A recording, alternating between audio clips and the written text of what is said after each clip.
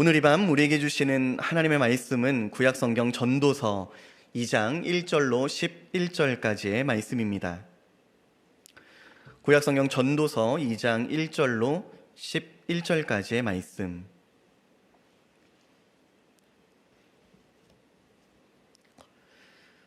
찾으신 줄로 알고 하나님의 말씀을 제가 봉독하도록 하겠습니다.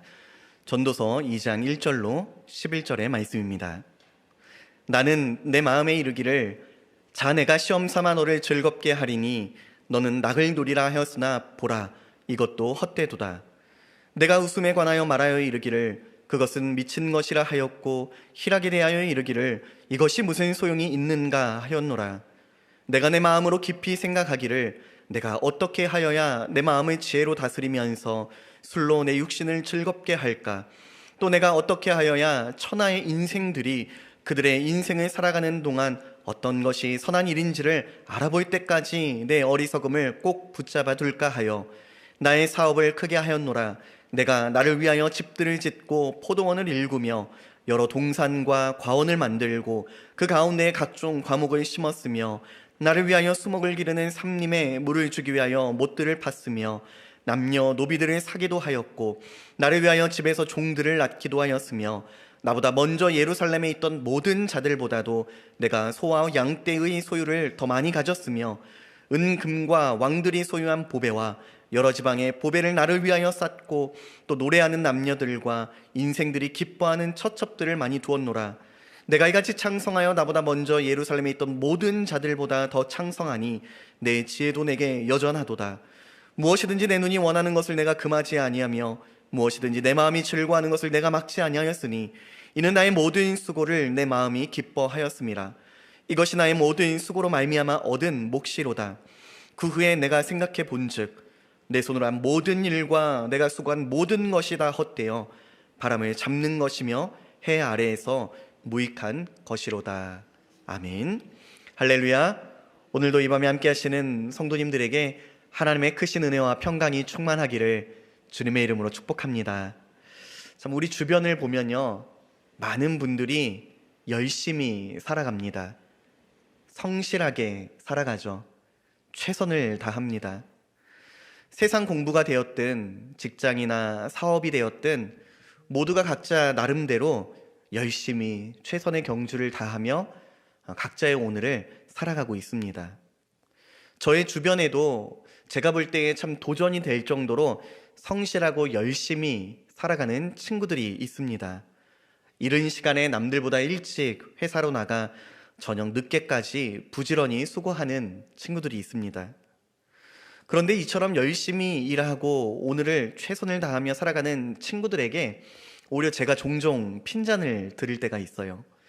목회자로 살아가는 제 모습을 보면서 조금 부정적인 이야기를 조언처럼 해줄 때가 많이 있습니다. 그 이유는 제가 목사여서가 아닙니다. 제가 그리스도인이어서가 아닙니다. 그 친구들이 볼 때에 자기들이 살아가는 그리고 노력하는 최선과 열정에 비교해서 제 모습을 보니까 제 사는 이야기를 들으면 아무런 유익도 없는 일에 왜 그렇게 열심을 내어 살아가는지 이해가 되지 않는다고 하더라고요. 실제로 세상 학문이나 직장에서 최선을 다해 그리고 어느 한 분야에 이른 사람들을 만나보면 이러한 태도나 이러한 자세로 성도를 바라보는 경우를 종종 경험하게 되고는 합니다.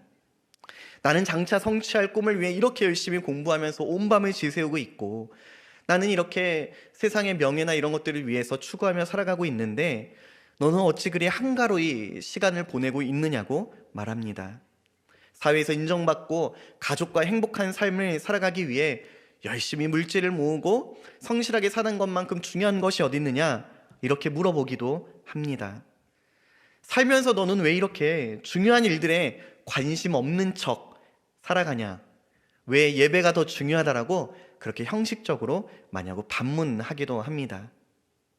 그들의 입장에서 볼 때는 있을지도 모르는 천국과 구원에 관해서 매달리며 사는 게 불쌍해 보이기까지도 한다는 이야기를 들었습니다. 야, 너나 그렇게 예수장이로 살아. 이런 핀잔을 주기도 합니다. 여러분의 성도로 살아가는 가운데에 가까운 누군가로부터 이런 이야기를 들으신 경험이 있진 않으신가요? 얼마 전에 한 유명 여가수가 대학교 졸업식에서 축사를 했습니다. 그 전체 내용을 곱씹어서 보았는데 한 줄로 요약하면 다음과 같더라고요. 아무도 믿지 마라. 너의 인생은 너에게 달려있다. 세상 친구들의 가치관과 어떻게 보면 축사를 전한 이 여가수의 가치관이 좀 어딘가 맞닿아 있고 비슷하다는 생각을 해보게 되었습니다. 그리고 이러한 기류가 우리 사회의 문화 전반에 깊이 뿌리를 내리고 있습니다. 인생의 주인은 너이기에 너의 선택, 너의 결정, 너의 열정이 너의 모든 것을 좌우한다. 미국의 테일러 스위프트라고 하는 아주 유명한 여가수가 있는데요. 1년에 개인 공연으로만 1조 이상의 수입을 벌어들이는 엄청난 가수라고 합니다. 그러니까 웬만한 작은 국가보다 한 개인이 더 많은 돈을 버는 거죠. 그녀의 성공사를 사람들이 보고 들으면서 많은 이들이 추종하고 열광합니다. 얼마 전에 하버드 대학교에서는 테일러 스위프트의 세계관이라고 하는 강좌가 개설되기도 하였습니다. 이처럼 한 사람의 가수 이상의 존재로 어떤 문화현상을 이끌어가는 것을 보게 됩니다. 그녀도 많은 이들에게 이렇게 외치더라고요. 내가 결정하는 것이 곧 너의 미래를 결정한다. 아무리 많은 역경과 고난이 있어도 낙심치 마라. 다시 일어나서 더 강한 멘탈로 이겨내라. 성실하게 살아가면 언젠가 보상이 올 거다. 저는 이러한 이야기를 하는 분들과 친구들의 어떤 성공이나 명예, 그리고 그들이 최선을 다하는 삶을 물론 존중합니다. 하지만 성경은 우리 인생이 내가 어떻게 사느냐에 달려있다 이렇게 교훈하지 않습니다. 자기 자신을 의지하며 살아가는 인생은 도리어 모든 사익소망을 잃어버린 채 사는 것과 다르지 않다라고 우리에게 경고합니다. 그래서 저는 오늘 전도서 2장의 전체적인 내용을 살펴보면서 우리 인생들에게 전하는 조언과 교훈을 이 밤에 나누고자 합니다. 전도서 2장을 보면은 크게 세 가지의 열심으로 살아가는 모습을 우리에게 들려주는 것 같습니다. 첫 번째로는 기쁨을 누리기 위해 즐거움을 찾는 열심. 그리고 두 번째로는요, 세상의 지식과 지혜를 통해 열심을 내어서 누리고자 하는 그 공부의 열심에 대해서 이야기를 하고요. 세 번째로는 어떤 일하는 것과 주어진 일을 최선을 다해서 성취감을 누리는 기쁨, 이 세 가지에 대해서 이야기를 합니다. 그러니까 전도자는 이 세 가지의 열심을 가지고 살아보았다는 거죠. 한 예로 그는 술이 나의 삶에 어느 정도의 즐거움이 있는지를 알고자 하였습니다. 3절 말씀입니다. 내가 내 마음으로 깊이 생각하기를 내가 어떻게 하여야 내 마음을 지혜로 다스리면서 술로 내 육신을 즐겁게 할까? 그러니까 이게 무슨 말이냐면 술이 정말로 나를 즐겁고 기쁘게 해줄 수 있는가? 이거를 실험해 보았다는 거예요. 그러니까 술에 중독되었거나 술을 의존하는 삶이 아니라 취하기 위해서 마시고 있는 게 아니라 정말 술이라고 하는 도구가 나의 삶에 얼마나 큰 기쁨을 주는지 즐거움을 주는지 이걸 알고자 일부러 의도적으로 이 술을 마셨다라고 이야기를 하고 있는 거예요. 이처럼 전도자는 자신이 살면서 열심을 내었던 일들에 대해서 쭉 나열하는 게 2장의 내용입니다. 그러면서 다음과 같이 전해요. 열심히 최선을 다해 살았더니 어떠했는가? 1장에서 이야기했던 건 제가 지난 시간에 금요일날 전도서 1장을 가지고 얘기했거든요. 결국 모든 게 허무하구나 이럴 줄 알았는데 만족이 있습니다. 열심을 내어 수고한 일에 대한 보상이 있는 그 삶을 맛보는 순간 즐거움이 있습니다. 10절입니다. 무엇이든지 내 눈이 원하는 것을 내가 금하지 아니하며 무엇이든지 내 마음이 즐거워하는 것을 내가 막지 아니하였으니 이는 나의 모든 수고를 내 마음이 기뻐하였음이라. 이것이 나의 모든 수고로 말미암아 얻은 몫이로다. 내가 최선을 다해 수고한 일에 대한 좋은 결과를 마주하게 되었을 때에 기쁨과 즐거움이 있더라는 거예요. 만족도 있고요. 그 수고에 대한 보상으로 인한 형언할 수 없는 행복이 있다는 겁니다. 여러분도 아마 그러한 경험이 모두 있으실 것 같아요. 그리고 사람은 일반적으로 자신이 무언가 열심을 내어 좋은 결과를 맞이하면 그게 이제 내 마음의 기쁨도 되지만 그거를 누군가랑 나누고 싶어하는 경향도 있는 것 같습니다. 예전에 제가 잘 알던, 지금도 연락을 주고받는 성도님 가정이신데요. 그 남편분이 암으로 투병했을 때의 일화가 있습니다. 여러 차례 큰 대학병원에서 항암 치료도 받았지만 잘 회복되지를 않았어요. 한 5차까지 항암을 받으셨었거든요. 그러던 중에 우연히 이제 아는 지인을 통해서 그때 그 암 환자에게 좋다는 어떤 이제 물에 관한 이야기를 듣게 됩니다. 그러니까 아마 무슨 그때 영양수라고 하는 것이었는데, 워낙 이제 건강이 계속해서 상하니까 그래 믿져봐야 본전이지라는 심정으로 지인을 통해서 알게 된 그 물을 이제 배합을 해가지고 매일 정해진 시간, 정해진 정량을 이제 마셨습니다. 근데 놀랍게도 6개월이 지나서 암이 크게 줄어들었습니다. 수술을 받아 절제할 수 있을 정도로 호전이 되어요. 너무 감사한 일이죠.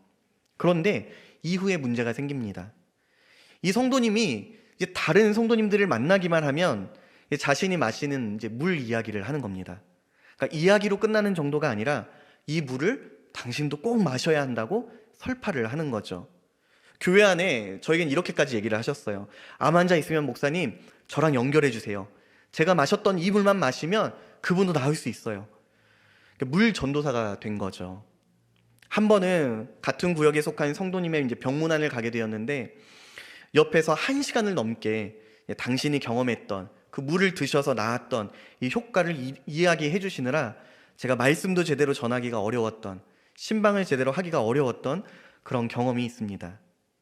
근데 조금만 돌아보면 이러한 일이 그 극적인 변화를 경험했던 성도님만의 이야기는 아니구나라는 것을 깨닫게 되었습니다. 우리도 살면서 내가 어떤 최선과 노력을 기울여 열심을 내어 좋은 결과를 맞이하게 되면 그 기쁨을 누군가와 나누고 싶어 하곤 합니다. 아주 열정적으로 말이죠. 전도자는 바로 이러한 열정에 빠져 살아가는 이들에게 조언합니다. 이 땅의 삶은 어차피 잠깐뿐이니까 아무리 열심을 내어도 허무해. 그러니까 열심을 내어도 아무런 의미가 없어. 오늘 본문은 전도자는 이렇게 이야기하지 않습니다. 전도자는 자신이 누리고 가졌던 삶의 열심들을 나열합니다. 그러면서 다른 메시지를 전해요. 그것이 무엇인가 하면은 내가 그것으로 인해서 누렸던 기쁨이 있더라, 만족이 있더라. 그러나 그 기쁨과 즐거움 안에는 여전히 구멍이 있다는 겁니다. 우리가 뒤에서도 좀 더 살펴보겠지만 전도자는 술과 같은 자기를 기쁘게 하는, 즐거움을 추구하는 열심도 가졌고, 이후에는 지혜를 추구하는 열심, 맡겨진 일에 성실하게 최선을 다하는 열심도 가졌었습니다. 이러한 열심들로 영원한 것을 메울 수 없는, 우리의 영원함을 메울 수 없는 인생의 구멍이 여전히 있더라는 겁니다. 전도자는 인생의 즐거움을 깊이 추구하였습니다. 자신을 즐겁게 하는 것에 열심을 내었어요. 3절부터 10절까지가 그걸 쭉 나열하는 겁니다. 술을 찾기도 하였지만 큰 국가 사업도 경영합니다. 많은 이성들을 만나기도 해요. 남들이 손에 쥐기 힘든 부를 소유하기도 합니다. 다른 이들의 부러움을 한 몸에 살 정도의 명예와 권세와 영광도 누려보았습니다. 우리는 신앙생활하면서 이렇게 고백하죠. 하나님, 제 삶에 건강이 없어도, 물질이 없어도, 세상 명예가 없어도 주님 한 분만으로 만족합니다. 주님만 나와 함께 하시면 충분합니다. 하지만 우리의 현실을 돌아보면 어떤가요? 제 안에서부터 건강이 상할까 봐 염려합니다. 물질의 부족함보다는 조금 더 채워짐이 있기를 바랍니다. 다른 이들에게 조롱받거나 안 좋은 이야기를 듣기보다는 오히려 신앙생활하면서 남들에게 자랑할 만한 무언가시 나에게 있었으면 하고 바라기도 합니다. 그리고 어느 순간 보면 거기에 나의 만족과 기쁨을 둡니다. 나를 즐겁게 하는 것을 그 세상 것에 두며 살아가는 연약함을 보게 됩니다. 사실 이 모든 것들은, 전도자가 이야기한 모든 것들은 저와 우리 삶에 필요한 것들입니다. 성경도 그것을 인정합니다. 이 모든 것을 소유하면 즐거울까? 기쁨이 있을까? 그렇다고 말합니다. 전도자는 자신이 열심을 내어 누리게 된 것들에 마음이 즐거웠노라고 고백합니다. 수고로 인한 결과에 그 마음이 기뻤다라고 전합니다. 내 수고로 얻은 몫에 참 누리는 다른 것과 비교될 수 없는 만족이 있었다고 고백합니다. 그런데 그 다음이 있습니다. 이어서 전하는 것이 있어요. 그게 바로 11절 말씀인데요. 우리가 같이 한번 읽어보도록 하겠습니다. 시작. 그 후에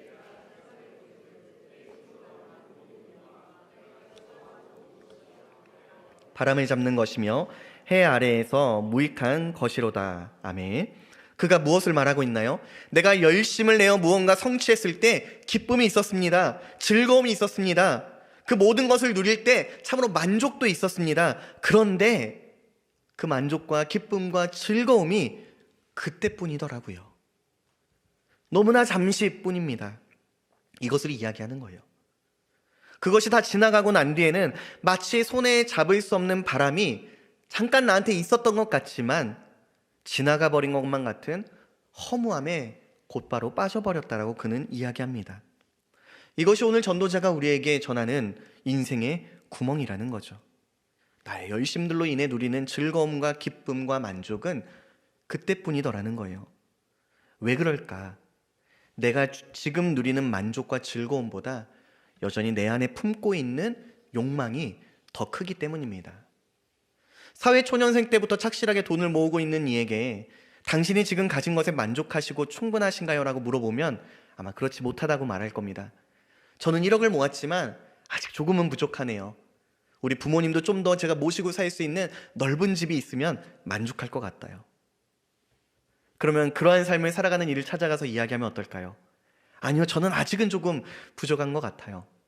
남들만큼 평범하게 살려면 좋은 배우자도 만나고 자녀도 낳고 그러면 좀 더 행복할 것 같아요. 이것이 전도자의 조언입니다.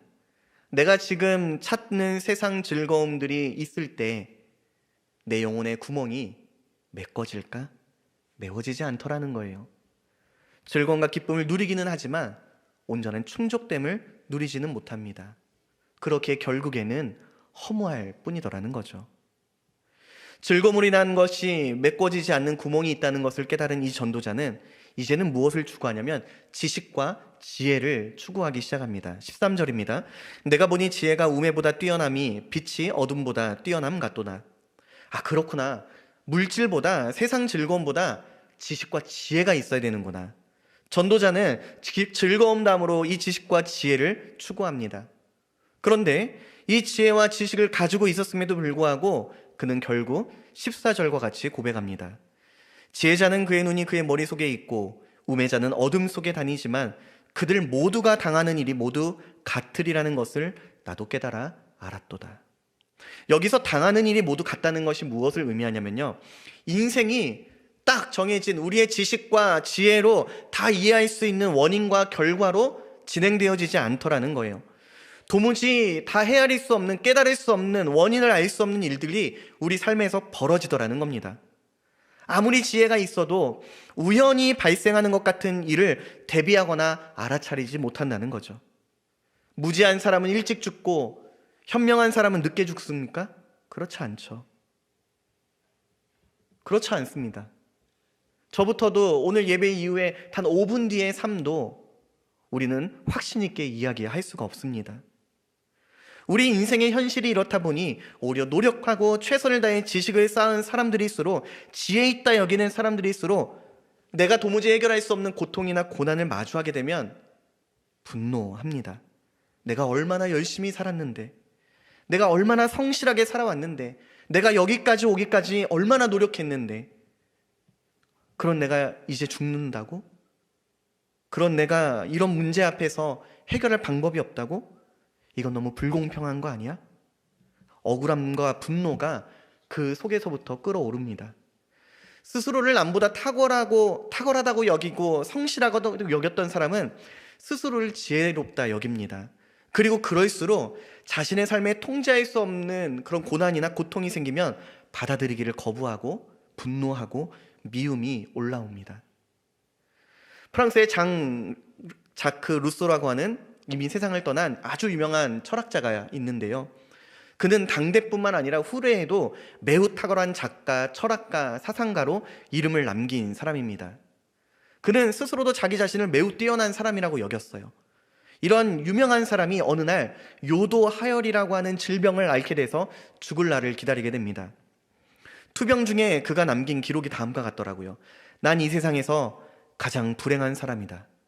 나보다 더 비참하고 고통받고 있는 사람은 없을 것이다.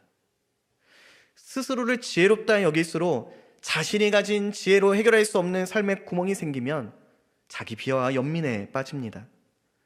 이러한 철학자 루소의 삶을 연구했던 폴 존슨이라는 분은 그의 저서에서 루소의 인생을 다음과 같이 평가합니다. 자기 연민의 배후에는 엄청난 이기주의가 자리하고 있다. 자신이 겪는 고통 면에서나 자신의 우수성 면에서 자기 자신을 남들과는 다른 사람이라고 인식하기 때문이다. 전도자도 다른 사람들보다 자신의 지식과 지혜가 뛰어나다는 것을 알았습니다. 그러나 그럼에도 불구하고 도무지 내 인생에서 다 이해할 수 없는 문제 앞에서 신음하고 고통을 토로하는 자신의 연약함을 깨닫게 됩니다. 이 지혜의 허무함을 발견한 전도자는 다음과 같이 토로합니다. 15절, 16절 말씀인데요. 내가 내 마음속으로 이르기를 우매자가 당한 것을 나도 당하리니 내게 지혜가 있었다 한들 내게 무슨 유익이 있으려 하였도다. 이에 내가 내 마음속으로 이르기를 이것도 헛되도다 하였도다. 지혜자도 우매자와 함께 영원하도록 기억함을 얻지 못하나니 후일에는 모두 다 잊어버린 지 오래일 것임이라. 오라, 지혜자의 죽음이 우매자의 죽음과 일반이로다. 이걸 깨달았다는 거예요. 지혜자의 죽음이나 우매자의 죽음이 크게 다르지 않다는 것을 말이죠. 이제 마지막으로 전도자는 나에게 맡겨진 일, 내가 할 수 있는 무언가에 최선을 다해 열심을 내어보는 삶에 관하여서 이야기를 합니다. 성실하게 주어진 것에서 최선을 다해 좋은 결과를 얻어내는 삶. 이러한 삶을 시도한 후에 17절과 18절로 고백합니다. 17절, 18절의 말씀을 같이 한번 읽어볼까요? 시작. 이러므로 내가 사는 것을 미워하였느니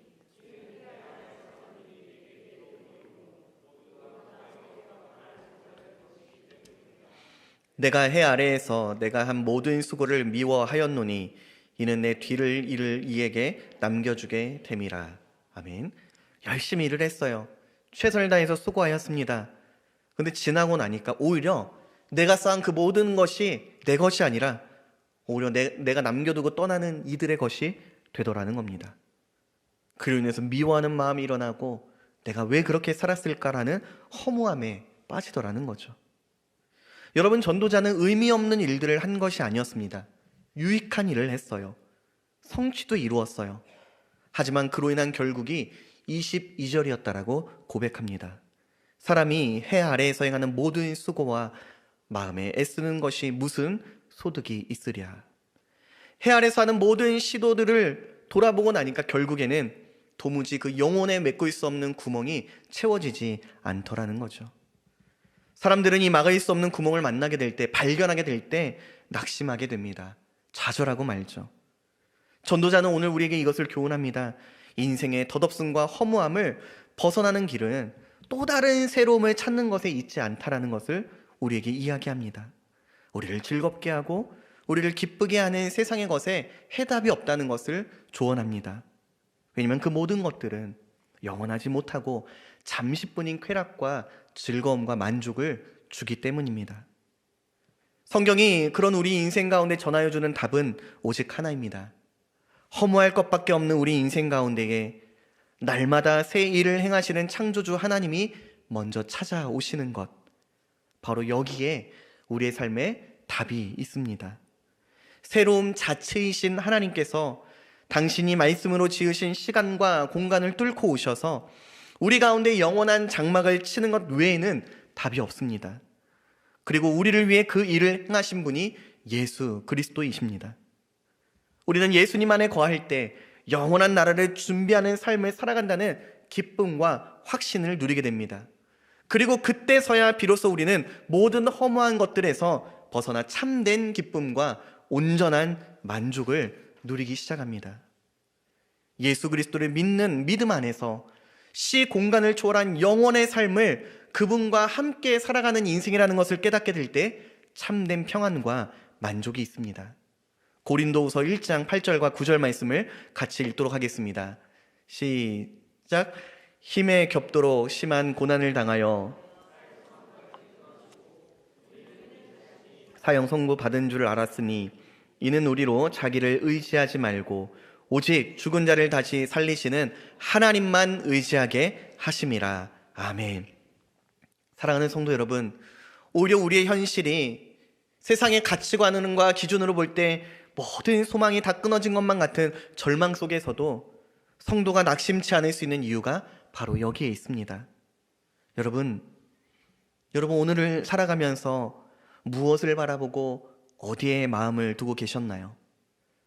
결국에는 사라지고 말 것을 움켜쥐고자 하는 세상 속에서 도리어 영원한 것에 마음을 두고 살아갈 수 있는 저와 성도님들이 다 되시기를 주님의 이름으로 축복합니다. 예수 그리스도, 오직 그분과 동행하는 삶에 참된 기쁨이 있습니다. 예수 그리스도, 오직 그분에게 속한 삶에 진정한 자유가 있습니다. 예수 그리스도, 그분으로 인하여 영원한 생명과 소망을 우리가 누리게 되었습니다. 예수 그리스도, 그분을 의지하는 자에게 참되고 영원한 평안과 위로가 있습니다. 바로 이 믿음과 이 약속을 신뢰하며 사는 인생이 성도인 줄로 믿습니다. 그리고 이 밤, 이 믿음을 가지고 오늘도 하늘 아버지의 뜻을 구하고 하나님의 위로하심을 사모하는 그런 믿음의 간구를 드리는 저와 성도님들이 다 될 수 있기를 주님의 이름으로 축복합니다. 또한 오늘 전도자는 우리의 시선과 마음이 해 아래가 아니라 해 위를 향할 수 있어야 한다라고 교훈합니다. 전도자는 인생의 궁극적인 만족을 하나님께 두라고 우리에게 호소합니다. 전도서 2장 24절입니다. 사람이 먹고 마시며 수고하는 것보다 그의 마음을 더 기쁘게 하는 것은 없나니 내가 이것도 본즉 하나님의 손에서 나오는 것이로다. 이 내용을 보면 좀 의아합니다. 앞의 내용에 보면 전도자는 사람이 먹고 마시며 수고하는 모든 것을 내가 누려보았지만 허무하고 헛되다 이렇게 고백을 하거든요. 근데 이 24절에 보면요, 그 모든 일들이 나를 기쁘게 하더라 이렇게 이야기를 해요. 다시 반대되는 이야기를 하는 것 같죠. 그런데 이 구절이 의미하는 바는 그것이 아닙니다. 전도자는 이전과는 다르게 이제는 해 아래의 모든 삶의 궁극적인 의미를, 내 삶의 의미를 해 아래 것에 두는 것이 아니라 그것들은 부수적인 것이 돼버리고 하나님을 경외하는 것, 하나님을 아는 것, 그분이 내 삶의 목적이 되고 그분께 영광 올려드리는 삶이 내가 부름받은 그 하나님의 형상으로 지음받은 것이라는 걸 깨닫게 되었을 때에, 이것이 내 삶의 궁극적인 목적이 되었을 때에 해 아래의 것들을 바라보면서 내가 참된 기쁨과 즐거움을 누리게 되었다는 거예요. 해 위에 거하시는 하나님의 세계를 보게 되었을 때에 해 아래의 것들도 진정으로 누릴 수 있게 되었다라고 교훈하는 거죠. 기독교 변증가로 잘 알려져 있는 오스 기니스라고 하는 인물은요, 르네상스라는 그의 서적에서 다음과 같이 이야기합니다. 지금 우리가 사는 시대는 세상에서 유의미한 목적을 달성하는 것에 존재 의미를 두고 살아갑니다. 그렇게 어느 분야에서든지 성공해야 하고 잘 돼야 한다는 강박관념이 자리하고 있습니다. 그러나 이러한 삶은 물질과 자기숭배, 불안과 우울, 악한 경쟁으로 사회를 몰아갈 뿐입니다. 이 내용을 먼저 이야기하고 난 다음에 첨언을 다음과 같이 합니다. 우리의 최고 노력이 참으로 인간다워지려면 우리 바깥의 목표와 기준이 필요합니다. 그것은 우리로 하여금 더 높은 데 뜻을 두게 합니다. 동시에 신선한 균형을 유지하게 합니다. 우리의 목표와 과업과 사명 그 자체가 하나님이 아닙니다. 그것을 하나님으로 삼으면 곧 우상이 됩니다. 하나님만이 하나님이시며 따라서 우리의 모든 수고를 뛰어넘는 목표이자 기준이 하나님 나라가 되어야 합니다. 먼저 그의 나라와 그의 의를 구하십시오. 그리할 때 그 모든 것이 우리에게 더하여집니다. 여러분의 삶에 저는 하나님이 최고의 가치가 될 수 있기를 바랍니다. 하나님을 알아가고 그분과 친밀한 교제 나누는 것에 우리의 모든 열망과 소망이 있기를 바랍니다. 해 위에 거하시는 하나님을 바라보며 그분을 온전히 신뢰하시기 바랍니다. 그러할 때에 해 아래의 것들을, 그 불완전한 것들도 우리가 즐길 수 있게 되는 거예요.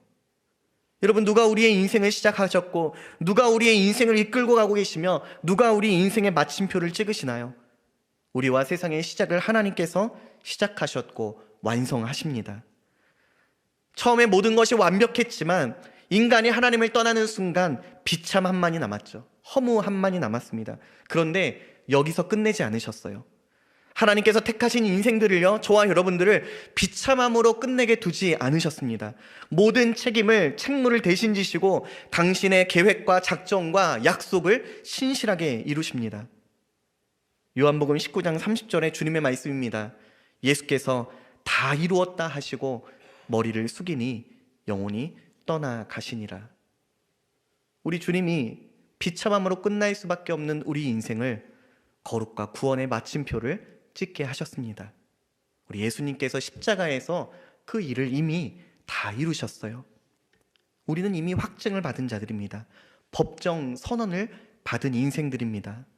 다시 오실 주님은 우리와 함께 하실 뿐만 아니라 우리의 삶을 복되게 하시고 기쁨으로 충만케 하십니다. 그렇습니다. 우리가 이 세상을 살아가는 것의 진정한 의미가 바로 여기에 있습니다. 우리 인생을 시작하게 하신 전능자가 우리와 여전히 함께 하시고 우리 인생의 소망이 되는 마침표를 찍게 하신다는 것, 그 일을 이루신다는 것, 이 약속을 신뢰하며 사는 자에게 참된 기쁨과 소망이 있습니다. 이 믿음 가지고 오늘도 기쁨과 감사로 하늘아버지께 모든 영광 올려드리는 저와 성도님들이 다 될 수 있기를 주님의 이름으로 축복합니다. 오늘도 이 밤 우리가 다른 무엇보다 하나님의 은혜와 하나님께 소망을 두고 간절히 기도하는 저와 여러분들이 다 될 수 있기를 주님의 이름으로 축복합니다.